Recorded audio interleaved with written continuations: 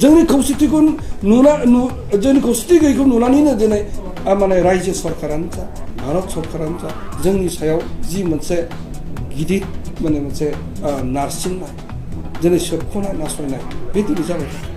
बर'फोरनि गेजेराव उदांस्रि नागिरग्रा हास्थायग्रा दल संगठनफोरखौबो स्मेश खालामनानै दिनै जोंथ' रोखा रोखा नुदों जों अधिकारखौ नागिरनानै बर'फोरनि गेजेराव माखासे सांग्रां सेंग्राफ्रा दिनै आफादफोर दानानै दिनै सोमावसारदों बर'फोरनि गेजेराव थानाय पर्टेल चेनेल नोंथांमोनखौ आं गिबियावनो बरायग्रो लाबाय दिनै आं मोननैसो खोथा लानानै मिडियायाव खोथा बुंनो आं दिनै ओंखारदों मोनसेया जाबाय मोनसे गोजोनथावना खुसिनि मोनसे सम बेनो जाबाय थांनाय 9 तारिख एप्रिल गुवाहाटीनि मोनसे भास्कर बर्मन नित्य मन्दिर बे मोनसे हलाव ग्लबेल हिउमेन राइट्स प्रोटेक्शन फरामनि गावसोरनि फाउन्डेसन डे मोनसे जादोंमोन 9 तारिखआव बिथांमोननि दैदेननाय बे ग्लबेल हिउमेन राइट्स प्रोटेक्शन फरामा आंखौ बिथांमोना लाइजामनि गेजेरजों खावलायनायाव आं नुजाथिहैदोंमोन बिनि मोनसे लेंहरनायनि मोनसे थांखियानो जाबाय मा जे बे फरामा मोनसे एवार्ड बिथांमोना थिक खालामदों बे एवार्डआव आंखौबो सासे माने बिजाथि हिसाबै बिथांमोना सेलेक्शन खालामनानै दोनदों बे खोथाखौ आं मिथिनाय लोगो लोगो जोबोद गोजोननाय मोनदों जिहेतु बियो मोनसे हिउमेन राइट्सनि बाथ्रा बेवहाय आं नुजाथि होयोब्ला मोजां जागोन खोथा बुंहैनो हायोब्ला मोजां जागोन होननानै आङो बेवहाय थांदोंमोन बेयाव बे मोनसे कनभेनसनावनो बिथांमोननि मोनसे कनभेनसनाव आंनो ग्लबेल ससियेल एलाइट एवार्ड बिथांमोना आंनो गथायो बेजों लोगोसे नर्थ इस्टआव गासै 6 जन इन्डिभिजुवेल पार्सनेलफोरनो बिथांमोना दिनै बे एवार्डखौ जासियो ग्लबेल हिउमेन राइट्स प्रोटेक्शन फरामा दासिम इन्डियानि गोबां स्टेटआव मेम्बार जानानै दङ आसामावबो मेघालय दिनै नर्थ इस्टआवबो गोबां दिनै महाराष्ट्रनो बेबायदिनो गोबां जायगायाव गोसारनानै दङ बिथांमोना हिउमेन राइट्सनि बाथ्रा दिनै नंगौ बे बुहुमाव आरो भारतनि सिङाव आरो आसामनि सिङाव हिउमेन राइट्सआ भायलेसन जाबाय थादों बे भायलेसना दिनै गोबां रोखोमै भायलेसना जादों आरो जों बेबायदि भायलेसनखौ गोबां केटेगरियाव राननानै लानो हादों मोनसे घटना जाबाय बेवहाय भायलेन्टलि सोरखौबा बुथारबाय टर्चार होबाय सिगिग्लुंबाय बेबो मोनसे हिउमेन राइट्स भायलेसननि मोनसे पार्ट आरो दिनै जोंनि अधिकार भारत संबिजितआ दिनै भारत संबिजितानो जा आसाम गभर्नमेन्टनि सिङाव जाहा मोनसे अधिकार दङ संबिजिताव थाखानाय अधिकारखौ दिनै जोंनो मोनहोआखै जोंखौ डिनाय खालामदों आरो बेजों थगायना दोनबाय थादों बेबो मोनसे हिउमेन राइट्स भायलेसननि मोनसे पार्ट गतिके जोंनि बर'फोरनि गेजेरावबो दिनै बेबायदि रोखोमनि भायलेसना दिनै जाबाय थादों मोनसे घटना जाबाय बेवहाय बुथारलायनाय जाबाय नासयलायदों सिगिग्लुंनाय जादों बेवहाय दिनै हिउमेन राइट्सआ भायलेसन जादों बे नंगौ खिन्थु दिनै जोंनि जेरैबायदि भायलेसन जादों जोंनि माने इन्डिजिनियास बा थागिबिफोरनि सायाव संबिजिरा रोखा रोखा दिनै लिरनानै दोनदों जा बे दिनै अधिकारखौ जों दिनै मोना ब्रिटिशनि समनिफ्राय भारतआ उदांस्रि जाबाय उदांस्रि जानायनि उनावबो भारतआ गोबां खेब इन्डियानि कन्स्टिटिउसनखौ दिनै एमेन्डमेन्ट खालामनानै आरो दिनै गोदान गोदान ल' दिनै बानायदों थांखिया बेनो जे खुनु रोखोमै भारतनि नागरिकफोरनि जातिनि हारिनि सायाव खुनु अन्याय जाया खुनु दिनै हिउमेन राइट्स भायलेसन जाया अधिकारफोरखौ मोनफुङो बेबायदि थांखि लानानै दिनै दानाय जादों खिन्थु दिनै जों जेरैबायदि नुबाय बेफोर भारत संबिजिराव रोखा रोखा लिरनानै थानाय खुनु मोनसे अधिकार दिनै आयेन कानुना दिनै बाहायजायाखै आरो दिनै बेनि दारै जि मोनसे दिनै सोबख'नाय जादों नासयनाय जादों नागरिकफोरनि हिउमेन राइट्सआ बेबायदि रोखोमै मास स्केलाव दिनै भायलेसन जानायासो दिनै गिलु बालु नङा होमबा भायलेन्स जि मोनसे घटना जाबाय बेवहाय जि भायलेन्सआ खहा जादों बिनिफ्राय खहा जायो दिनै सांबिधानिक भाबै मोनसे जाथिया मोनसे हारिया मोननो गोनांखौ मोनाबा बेवहाय दिनै गिनांगौ दिनै जानानै फैयो आरो दिनै जों हिउमेन राइट्सनि बाथ्रा बुङोब्ला दिनै बुहुमनाङैनो गोबां हिउमेन राइट्सफोर ओंखारबाय इक'नमिक ससियेल काउन्सिलाव नि मोनसे बिथोन बायदियै दिनै national world human rights protection commission दिनै ओंखारदों बेबायदिनो गोबां हिउमेन राइट्सआ ओंखारदों दिनै बिथांमोनाबो बुहुमाव जाबाय थानाय भायलेन्ट माने हिउमेन राइट्स भायलेन्सखौ फोजोबस्रांनायनि खामानि मावदों दिनै बुहुमनाङै गोबां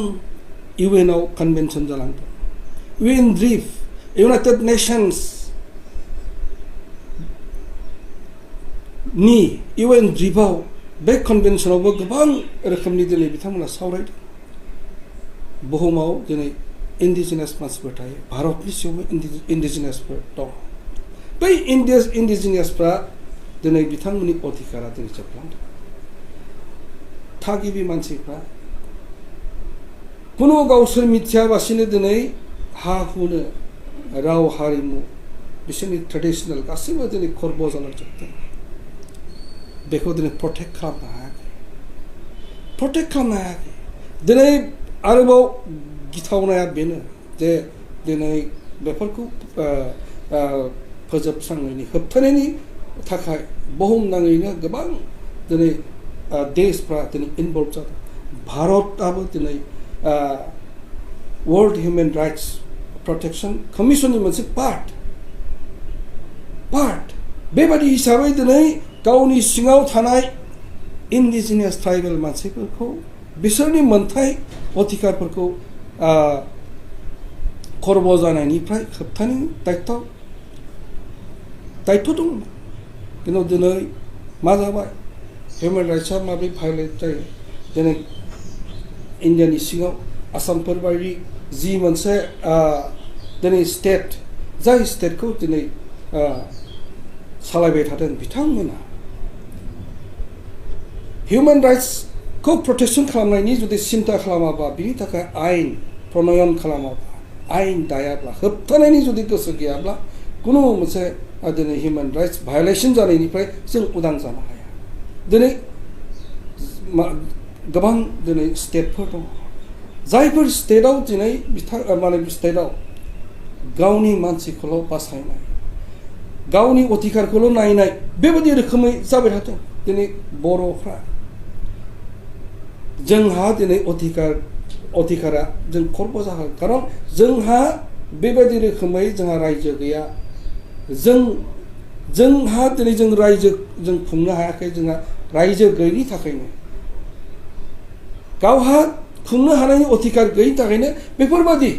हिउमेन राइट्स भायलेसना दिनै जाबाय थादों आरो बे दिनै बिराद मोनसे गिलु बालु थासारि जानानै फैदों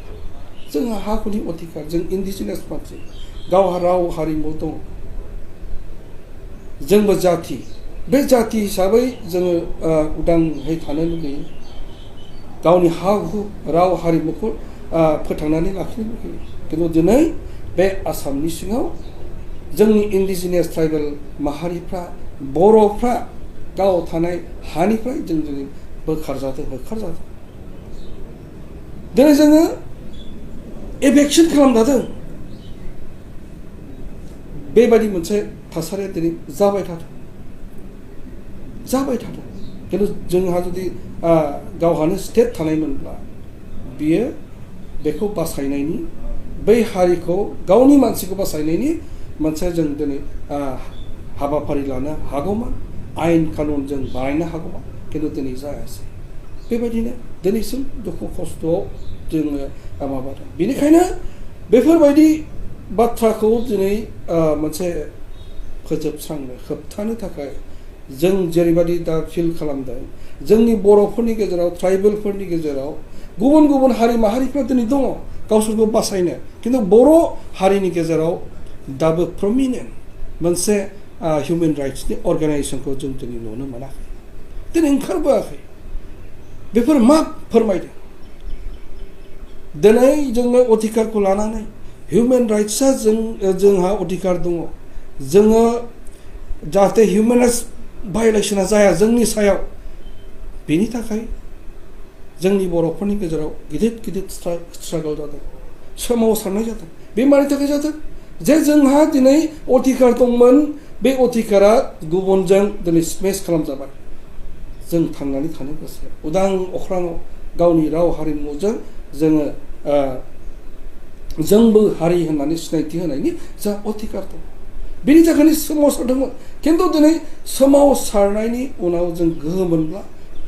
मोनब्लासो जों बेबायदि हिउमेन राइट्स भायलेसननिफ्राय जों होबथा जागोन दा जों जेरैबायदि बर'फोरनि गेजेराव गिलु बालु मोनसे थासारि फैदों जोङो दिनै बेबायदि मोनसे उदांस्रि दावहा बेखौ फोजोबस्रांनाय बेखौ दिनै नङा खालामनो बेखौ धंस खालामनाय खामानिखौ जोंना दिनै बर' जाथिया गाव गावनो खालामबाय थादों जोंनाव गोबां आफादफोर दं बे आफादफ्रा दिनै खौसे नङैनि थाखायनो जोंनि अधिकारनि थाखाय खोथा बुंनो हायैनि थाखायनो मोनसे गिलु बालु मोनसे हिउमेन राइट्सआ दिनै भायलेसन जादों जोंनि खौसेथिखौ जोंनि खौसेथि गैयैखौ नुनानैनो दिनै माने रायजो सरकारानो जा भारत सरकारानो जा जोंनि सायाव जि मोनसे गिदिर माने मोनसे नारसिननाय दिनै सोबख'नाय नासयनाय बे दिनै जाबाय थादों दा बर'फोरनि गेजेराव बे संगठनफोरनि गेजेराव खुनु मोनसे